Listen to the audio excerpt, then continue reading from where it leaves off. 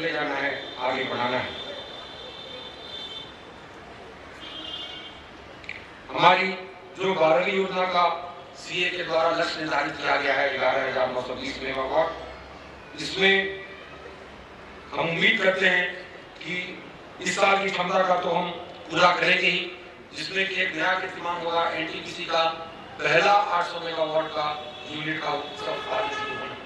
क्योंकि हमारे एनटीपीसी की पहली 800 मेगावाट यूनिट होगी और उसको इस साल कमीशन होने का हमारा प्रयास है। और मुझे विश्वास है से बात मुझे पता चला है कि हम इस लक्ष्य को जरूर पूरा करेंगे। इसके अलावा जो 250 मेगावाट सोलर का है वो भी हम अगले साल कमीशन करेंगे, और अगर जो हमारे लक्ष्य है इसको हम पूरा करेंगे तो 11,920 की जो हमारी निर्धारित क्षमता है उसको पार करते हुए हम इस 12वीं पंचवर्षीय योजना में 15,000 मेगावाट तक का उत्पादन क्षमता बढ़ाने का हमारा लक्ष्य होगा। इस बदलते परिवेश में क्लीन और ग्रीन एनर्जी का उत्पादन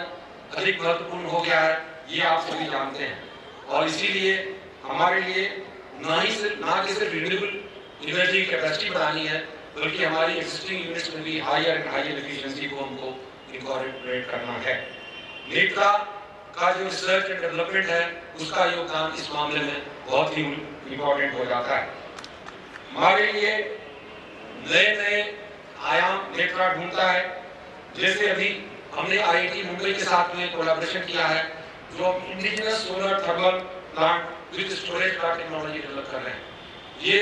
सोलर थर्मल आपको पता है कि इतनी तेजी से आगे नहीं बढ़ रहा है क्योंकि सोलर बिजली का दाम कम हो गया है, लेकिन अगर आप लॉन्ग टर्म पर्सपेक्टिव में देखें तो सोलर थर्मल विद स्टोरेज ज्यादा वायबल प्रपोजिशन है rather than solar PV with storage. और कभी हमें 24 घंटे बिजली मिल सकती है और फॉसिल फ्यूल के प्लांट्स रिप्लेस हो सकते हैं 100% सोलर की तरफ। इसीलिए ये आईआईटी मुंबई के साथ हमें कोलैबोरेट कर रहे हैं इंडिजिनस टेक्नोलॉजी डेवलप करने का, और ये जब सफल होगा तो उम्मीद है कि जब हिंदुस्तान में इसके कंपोनेंट बनने लगेंगे तो इसके भी दाम कितने कम हो जाएंगे कि to be competitive with solar की।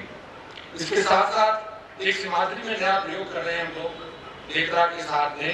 जहाँ पे कि जो फ्लू गैस में हमारा हीट जो जाता है और जो एटमॉस्फेयर में जाता है, जो वेस्ट हो जाता है, उसको यूज करके हम एक डिसैलिनेशन प्लांट लगा रहे हैं। इस डिसैलिनेशन प्लांट से जो हमारी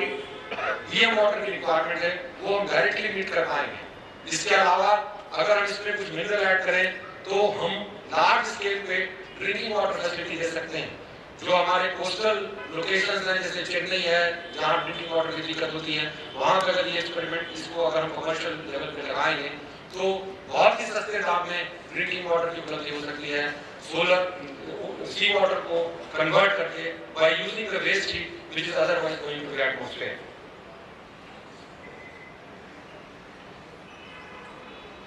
साथियों, हमारी कंपनी का टॉप लाइन और बॉटम लाइन दोनों ही फ्यूल पर बहुत ज्यादा निर्भर करता है, और जैसे हमने थोड़ी देर पहले बताया कि फ्यूल का समय पर उपलब्ध होना हमारे लिए कितना इम्पोर्टेंट है, और इस दिशा में हमारे फ्यूल ट्रांसपोर्टेशन कंट्रोल रूम की स्थापना जो कि फ्यूल मैनेजमेंट ग्रुप ने, हमारी एफटी ग्रुप ने और कॉर्पोरेट वर्स ने मिलकर की है, एक मील का पत्थर साबित होगा। इसके द्वारा हम अपने कंट्रोल रूम से रोजाना 2,16,000 मीट्रिक टन की जो हमारी पहुंचती है, जो हमारा कोयला पहुंचता है हमारे डिफरेंट प्लांट में रेलवे सिस्टम के थ्रू, उसका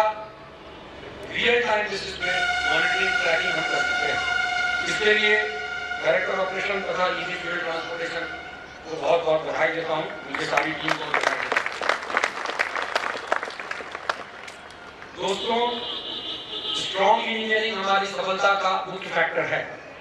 और हमारी मार्केट लीडरशिप के मूल में भी हमारी इंजीनियरिंग की बहुत बड़ी भूमिका है। आपने देखा होगा कि जब ये विद्युत का क्षेत्र जब प्राइवेटाइज हुआ, जब लिबरलाइज हुआ, तो बहुत से आईपीपीज आए और उन्होंने अपने प्लांट डेवलप किए दाएं लेफ्ट राइट, और कुछ ने लक्ष्य बनाया जो कि उनके लिए बहुत जरूरी था कि हम एनटीपीसी की ऊंचाइयों पर पहुंचे 15 साल 20 साल में। लेकिन जो एक हमारा बहुत स्ट्रेंथ है, जो इंजीनियरिंग और हमारा स्ट्रेंथ है, वो स्ट्रेंथ उनके पास नहीं, और जिसकी वजह से उनको उस स्पीड से उस तरीके से कैपेसिटी एडिशन करने में कामयाबी नहीं हासिल हो रही है जिस स्पीड से और जिस तरीके से हम करते हैं। मुझे उम्मीद है कि हमारी इंजीनियरिंग की टीम इस जिम्मेदारी को समझते हुए आगे बढ़ाते हुए और जो हमारे चैलेंजेस हैं कॉस्ट कटिंग के उसको देखते हुए आगे और प्रयासरत होगी। हमने नई टेक्नोलॉजी इंट्रोड्यूस किया है जिसमें हमने एयर कूल्ड कंडेंसर पहली बार नॉर्थ करंटपुरा यूनिट में लगाया है और हम उम्मीद करते हैं कि इसकी सफल इम्प्लीमेंटेशन के बाद हमारे और भी बहुत से प्लांट में एयर कूल्ड कंडेंसर लगाने की जरूरत पड़ेगी, क्योंकि आने वाले दिनों में पानी का बहुत ही ज्यादा दिक्कत होने वाला है। इसके अलावा हमने एफिशिएंसी बढ़ाने के लिए अल्ट्रा सुपर क्रिटिकल के पैरामीटर्स दिए हैं और हमें उसके बड़े अच्छे रिजल्ट आ रहे हैं। हमने जो अभी खारकोल प्लांट का ऑर्डर प्लेस किया है उसमें हमारे नियरली 43% थोड़ा कम हमको एफिशिएंसी मिल रहा है और जो हम रूडी मटका में प्लांट लगा रहे हैं उसके जो हमारे एफिशिएंसी के पैरामीटर्स आ रहे हैं वो हमारे और भी अच्छे हैं। करीब 44% के आसपास हमारी एफिशिएंसी आने की संभावना है। मैं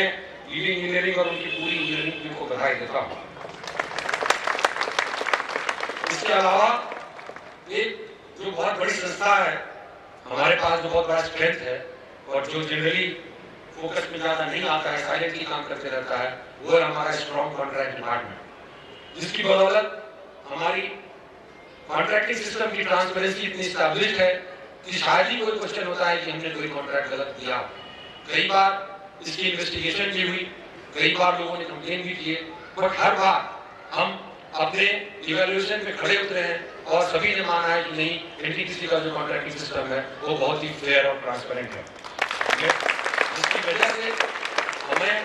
आज के डेट में लीस्ट लिटिगेशन का प्रॉब्लम फेस करना पड़ता है। मैं कॉन्ट्रैक्ट की टीम को बधाई देता हूँ, ईडी कॉन्ट्रैक्ट को बधाई देता हूँ और उम्मीद करता हूँ कि आने वाले दिनों में जो हमारी कॉन्ट्रैक्टिंग की प्रोसेस है उसको हम और स्पीड अप करेंगे। ये बात को देखते हुए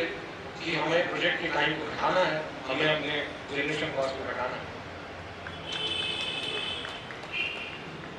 दोस्तों, मैं नेत्रा की टीम की पिछली कुछ उपलब्धियों का भी जिक्र करना चाहूँगा, जिसमें अभी हाल ही में इनके द्वारा कमीशन किया हुआ सोलर किचन जो दादरी में कमीशन हुआ, वो अपने आप में एक अनूठा प्रयोग है। अभी तक सोलर पावर का इस्तेमाल, कुकिंग का इस्तेमाल सिर्फ खाने को बॉयल करने में किया जाता रहा है, लेकिन दादरी सोलर किचन में हमने खाने के सभी तरीके,